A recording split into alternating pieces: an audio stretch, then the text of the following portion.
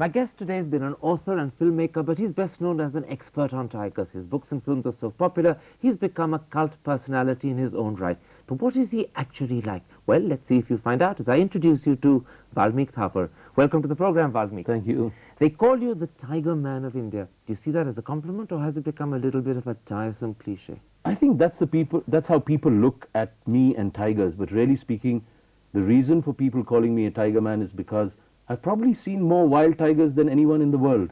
And for 26 years, I followed the tiger, served its forests, and all those people who protect it, like the forest staff. So the tiger has become a great symbol to me of nature's treasury, of the forests of India. Let's go back to your first association with the tiger. It happened in '76 in Ranthambore.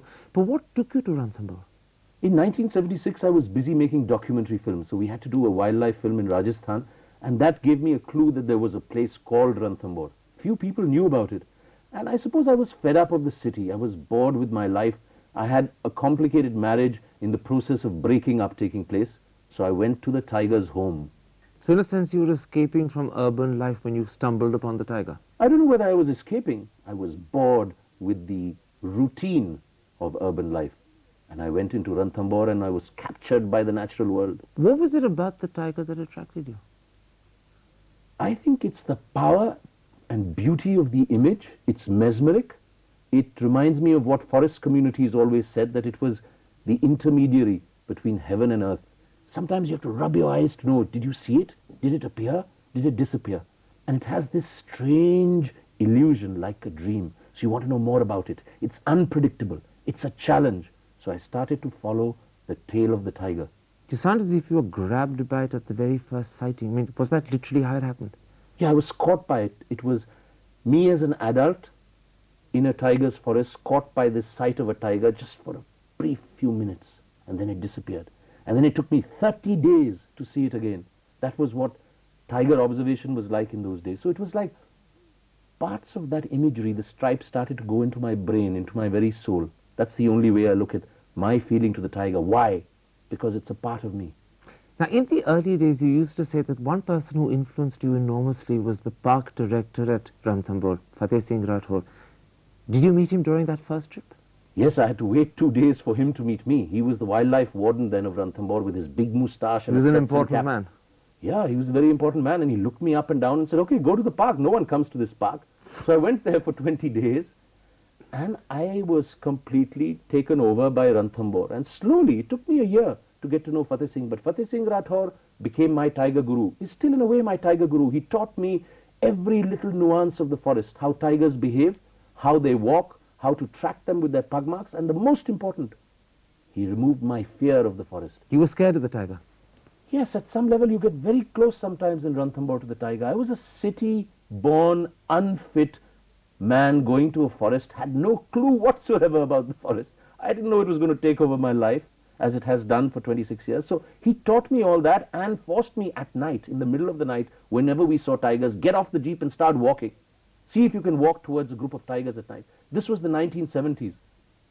That's how I learned. That's how I learned. You sound as if you're saying that it was Fateh Singh Rathore who helped transform a child of the urban jungle into a man who understands the real jungle. I think I was transformed by Ranthambore National Park, but the process was strengthened and assisted by a Fateh Singh Rathore, a character from the wilds, who saw someone wanting to know more about tigers and pushed me into it, pushed me and pushed me and pushed me, and it's been great. Over the last 25 years, you've had some remarkable associations with tigers. I gather there was one opportunity when you and Fateh actually had a tiger jump over you. Well, Fateh Singh and I, with one of the local trackers, who unfortunately is no longer alive, were in a jeep. And we were trying to look for a tiger. In those days, you walked around. So I got off the jeep, leaving Fateh Singh in it, and walked with this tracker who was carrying a cowbell in his hand. And we were walking down a road. Why the cowbell? Well, he was looking after cows and buffaloes, and he had a bell in his hand. And we walked down the road, and suddenly, from the right-hand side, a huge male tiger jumped over our heads and crossed to the other side. And there was Fateh Singh in the jeep saying, come back, come back, come back. But this was one of many incidents, Karan. I mean, you get to know, as I say, when you lose the fear, which I had then started to lose, now I've lost it totally. It's easier to be with tigers on foot than cross a road in Delhi. But when you lose the fear, you see tigers in all shapes and moods. So irritable tigers have charged me 40, 50 times, mock charged, coming straight towards the jeep and vocalizing, roaring, going, houm. And you just sit quietly and you watch and you observe, because they mock charge.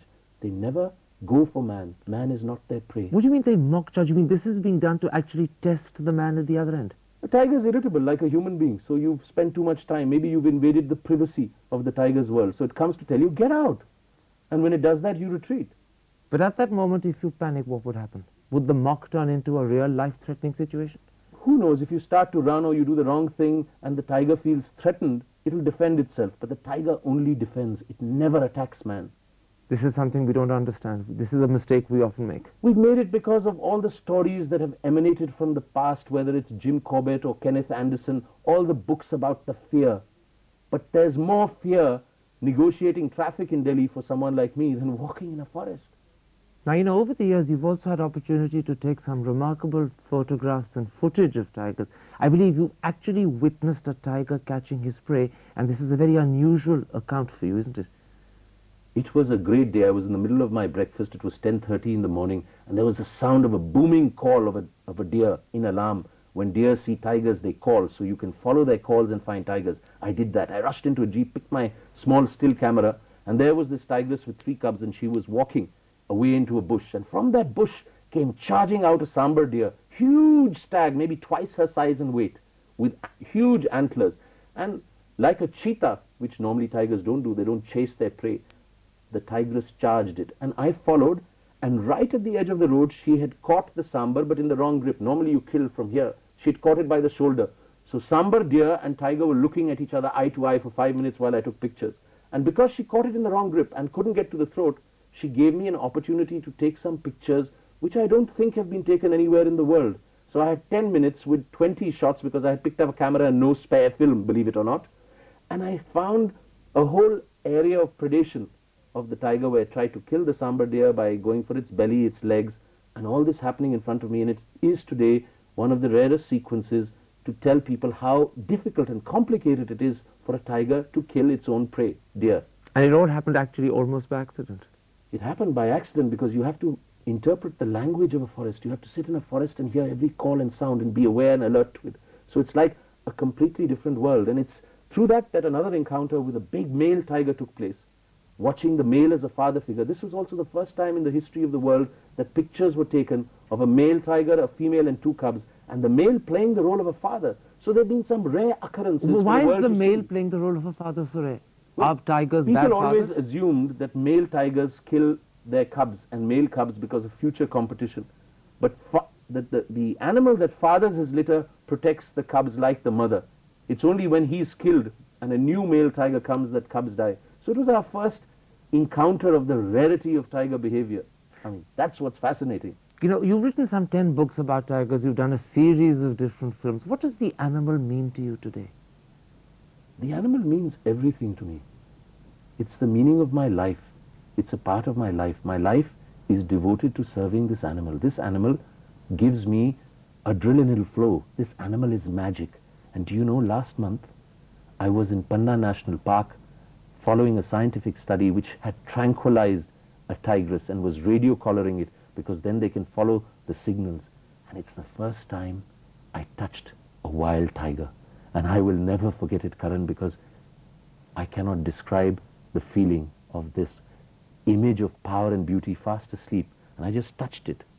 But it was very, very special. So it means everything. Sadly, today people say that Project Tiger, something that's very close to your heart, perhaps hasn't succeeded. It's been for 30 years official government policy, but it hasn't achieved its end. How do you respond to that sort of situation facing the tiger? I think in the last 15 years, political leadership across all party lines failed to understand nature's treasury and the tiger, because the tiger is the biggest symbol of nature's treasury. And they ignored the recommendations that have piled up in rooms saying, do this, this is how you have to protect nature, this is how you have to protect the forest.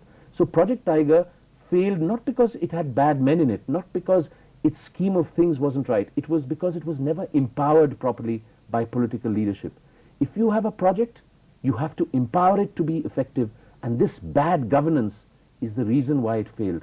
Now, we talk about Project Tiger, something that's failed, but for the record, how many tigers do we have in India today?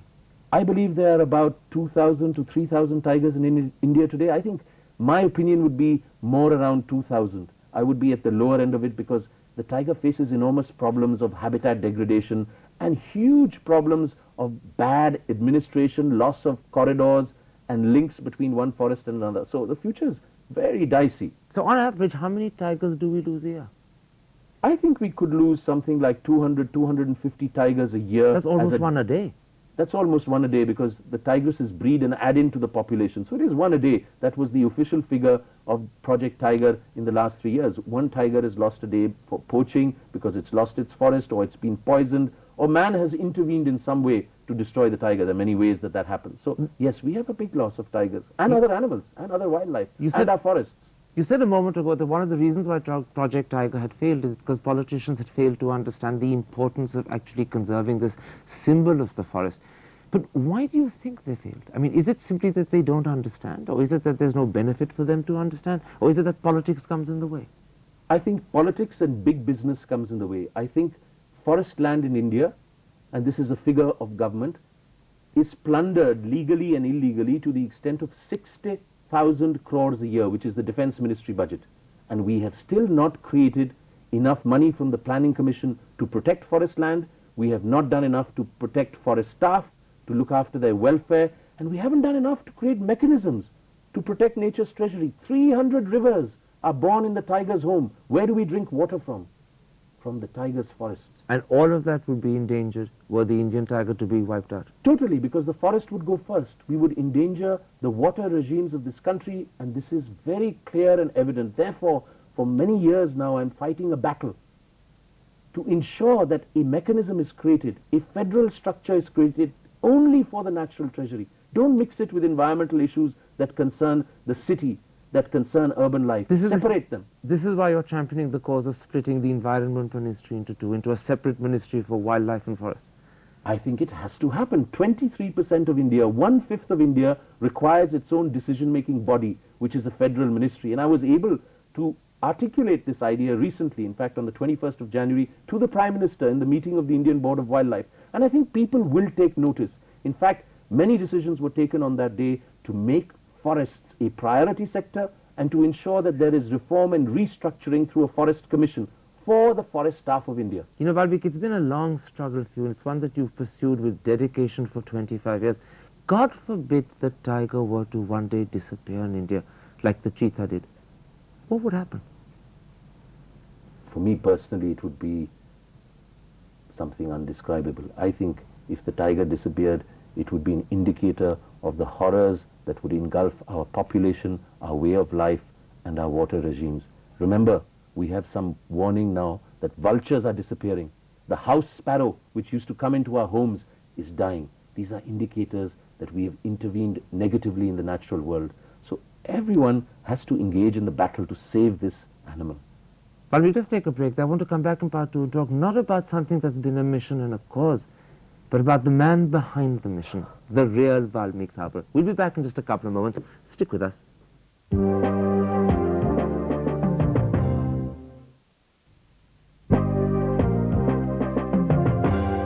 Welcome back. My guest is India's tiger man, Valmik Thapar. Let's talk about you personally. Both your parents were journalists, and in the 60s, both of them were very close to Indira Gandhi. What sort of childhood does that mean you had? I had a childhood of people coming and going from my house, and I was a silent observer. People from all over the world. My father spent most of his younger years with the Communist Party of India. My mother edited a journal, and then when my father came to Delhi, when I shifted there at the age of 8, he was very closely associated with Indira Gandhi for nearly 12, 13 years of his life. In fact, till the time she declared an emergency. So I have memories of a childhood where I didn't see my father too much in the evening. He was sitting, meeting either someone in the Prime Minister's office or Indira Gandhi herself, and he was very involved in the governance of India, in new ideas, in how to make India the most exciting nation in the world. So I grew up in this atmosphere, but very quietly, very silently, because there was much happening around me.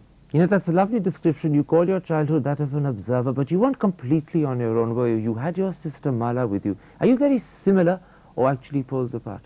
I think Mala and I live in different worlds. I live completely in the world of nature and the wilderness, and now, maybe because of her connections to now Ranthambore National Park, she's coming into that world. But our lives are totally different. But we had a very strong, and we still have that bond, a sibling bond. So at moments when you are in a crisis, Mala's always been there as a supporter. I don't know whether I've supported her that much, but she's always been there as a supporter. And we had problems to deal with because my parents, as you know, died in 1987, and within 3-4 months of each other. So it was difficult. It was a tough one for two children to deal with such a loss. You talk of the sibling bond. Mala says that as a child you were shy, introverted and a loner. Would you accept that? Yes, I was shy, I was introverted, I was a loner. If somebody came to my house and I was reading a book, they'd say, "What are you reading?" And I'd say, "A book." And keep quiet after that. I had no time to make small talk. I still don't. I'm still shy. I still lead a life much more reclusively than I would ever have imagined. I can't do diplomatic stuff of conversations with people, of dinner parties and that kind of thing. I'm very blunt and very quiet and very reserved about the superficiality of life. And that happens because you're engrossed in the natural world. It takes the intensity of life, it gives intensity to you, and you lead life at the highest level you can think of. It also suggests that you're very focused. You only care about things that really matter, and those that don't matter to you, you cast aside. Yes, I suppose I do that, and I have to be really careful of doing that sometimes because you're called then selfish or self-centered, and a lot of people probably think I am. But I am obsessed and focused, and when I'm dealing with an issue, a subject, a crisis, a problem, I give all my time to it, and it is there on the table till I finish dealing with it. I can't do 10 things at the same time. They say that you've always had a very clear idea of what you want to do, and usually you've been successful in doing it as well. Are you a determined person? I think I'm quite a determined person. I don't know how successful I am. I look at my life mainly as a failure because look at the problems of the tiger. In 26 years of me working with the tiger, I couldn't play a role in helping the tiger to survive. So 80% of my time is wasted, and now a lot of that is in committees, in recommendations, in trying to push people together. So I don't know how successful I am, but the life I lead is very challenging and very focused. So I am determined. Yes, I'm determined with a cause in front of me, inside me, stirring at my soul and in my brain, that go out there and save the natural world. Tell me about that moment when this shy loner, someone who hadn't talked very much when he was young, suddenly went up to his parents who were part of an urban environment and politics and said, "I want to give this up and go into the jungle and pursue the tiger." How did they react? My parents got a shock of their life. They couldn't believe that I was going to study tigers in a forest, that I had close links now with Fateh Singh Rathore, who came completely from the wilderness. It took them time. They wanted me to be the academic. I did well in university, so they wanted me to pursue academics. When I didn't do that, I started making documentary films. So they said, "Wow, fantastic, he's going to turn into a filmmaker." When I left all that to follow the tiger, they got a shock. But Karan, luckily, before they both died, they came to the forest. They saw wild tigers and saw the world that I was engrossed in, and they loved it. They accepted that you'd made the right decision. They loved it because it was something they knew nothing of, so it was a new experience for them. You know, people who know you say that to really understand Valmik Thapar, you have to first cut through the gruff, rough exterior that he puts on. Is that partly a defensive mechanism, or is it just your shyness? I think I've always been gruff and rough. Some people have called me volatile, Karan. The point is, I deal with enormous issues. I'm a very focused person. I can see horrors taking place. Like I went to Ghaziabad one morning with the people from the Ministry of Environment and Forest. They're spread out in the divisional forest officer's home were 50 skins of leopards and tigers. The emotion, the tears, the anger, they all come up. So you have to fight. You have to be strong. You have to be aggressive. You have to make an impact about how you feel about something. If you don't do that in India, nobody thinks that you're interested. I can't sit there and say, "Could you please save a tiger?" You have to say that, "Save the tiger." It's the most important thing. Otherwise, what's the point? So I am like that. It is my nature. Yes, behind that, I'm at some levels quite soft. And people who know me well have realized that. A sheep in tiger's clothing? I won't put it like that, but someone who mixes his aggression with whatever gentleness that he can find within the context of his life. In the 1970s, you got married to someone who was a childhood sweetheart, but the marriage barely lasted 2 years. What went wrong? Well, I started off by falling in love with a girl in college, and we were very young. I must have been 22 when I got married, 24 when I separated, and we couldn't really bridge the gaps of living together. We were immature and young, and it didn't work out. and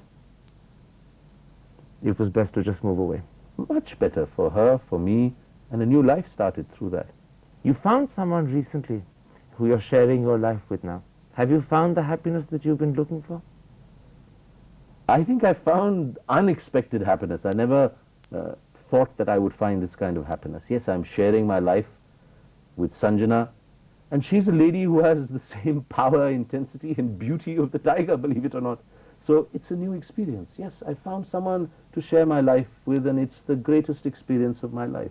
Has she begun to tame the tiger in you? No, I don't think you can tame the tiger in me, because some of my best moments are always and continue to be in the presence of tigers. And that's what makes my blood go round and round. So I don't think she can tame that. In fact, she strengthens that process. Being with her strengthens the process because she understands that. She also understands that the gruff exterior, in a sense, is not the real Valu. I imagine so, because if she didn't, I doubt whether she would have remained with me. Now, later this year, you're going to have your first child. What does it feel like to be a father at 50? I'm going to be probably a father before I'm 50. I don't know what it feels like. It's something I've never imagined, never dreamt about, never expected. So it's a whole new dimension of life.